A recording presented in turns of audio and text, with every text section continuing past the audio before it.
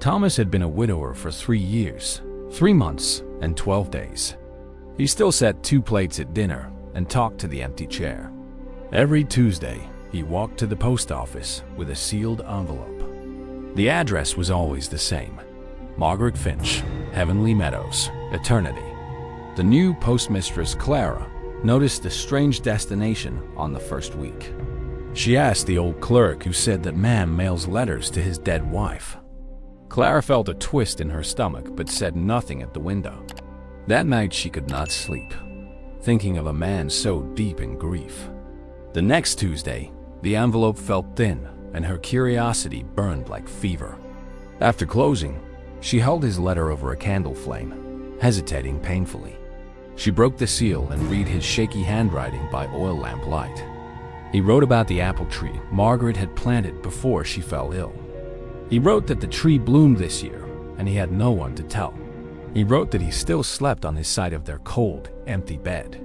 Clara cried reading it, then folded the letter and hid it in her apron.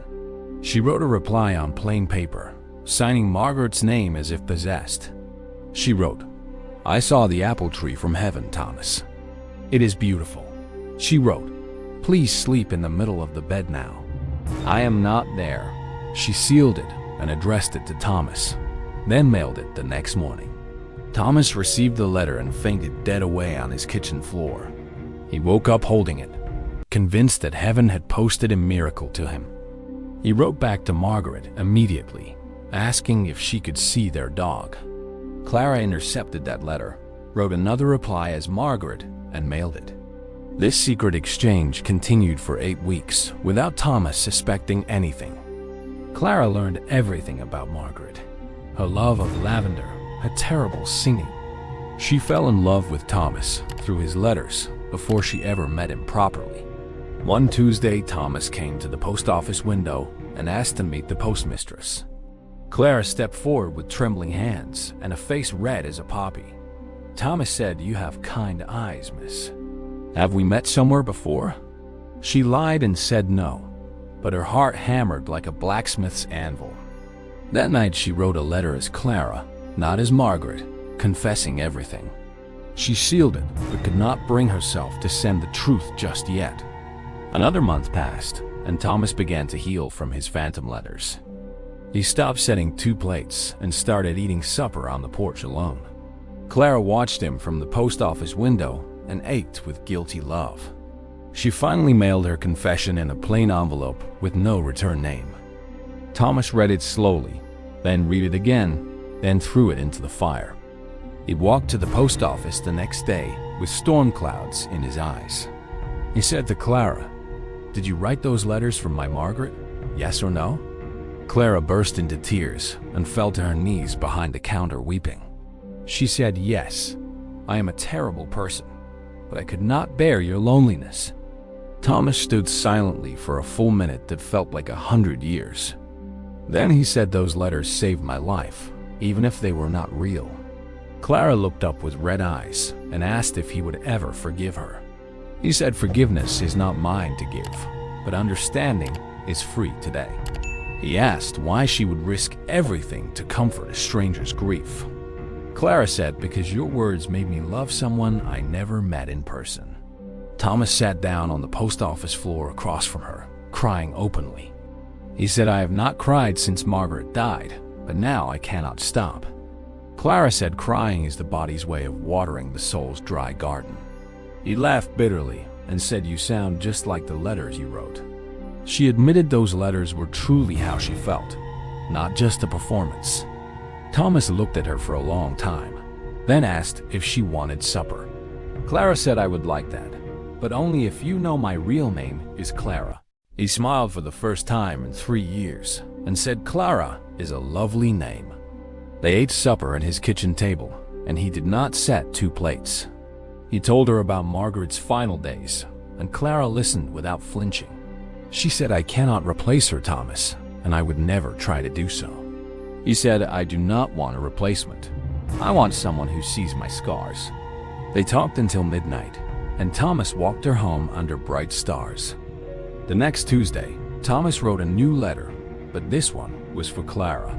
He brought it to the post office and handed it to her directly, unsealed. It said, "You lied, but your lie woke me from a 3-year sleep." It said, "I do not love you yet, but I am willing to try very hard." Clara read it and wrote back on the spot, "I will wait, however long." They began a real correspondence, passing letters across the wooden counter. Thomas stopped writing to Margaret and started writing poems about Clara's freckles. Clara saved every scrap of paper he gave her in a tin lockbox. On the first anniversary of her confession, Thomas asked her to a picnic. They sat under the apple tree Margaret had planted years before today. Thomas said the tree is full of fruit, and I finally understand why. Clara asked why, and he said because something new grows from old roots. He took her hand and said, "I forgave you 3 months ago, Clara dear." She cried and asked why he never told her until this very moment. He said, "Because I wanted to be sure it was real forgiveness, not loneliness." Clara kissed his cheek softly and said, "You are the bravest man I know."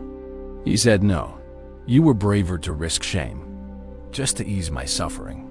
That autumn, Thomas sold his old bed and bought a new one, wider and warmer. He asked Clara to move in with him, and she said yes without hesitation. Neighbors whispered about the postmistress who pretended to be a ghost. Thomas silenced them by saying she pretended to be Hope, not a ghost. On Christmas Eve, he got down on one knee by the apple tree. He said, "I loved Margaret, but now I love you, Clara, with my whole chest." He pulled out a simple gold ring that had belonged to his grandmother. Clara said yes and kissed him as snow began to fall gently around them. They married in the spring under the apple tree's pink blossoms. Margaret's grave was nearby, and Clara placed wildflowers on it after the vows. She whispered thank you for teaching him how to love before I arrived. Thomas overheard and pulled her into a hug that lasted 5 full minutes. They had one child, a daughter they named Margaret, but called her Clara. Thomas told his daughter the truth about the letters when she turned 16. The daughter said, "Mama saved you before you even knew her name, Papa." Thomas said yes, and that is the most romantic lie ever told in the West. Clara smacked his arm playfully and said it was not a lie, just early love. They grew old together, and every Tuesday, Thomas still wrote a letter. But now he handed it to Clara across the breakfast table, sealed with a kiss. The camera holds on their weathered hands, folding a letter into a dusty envelope.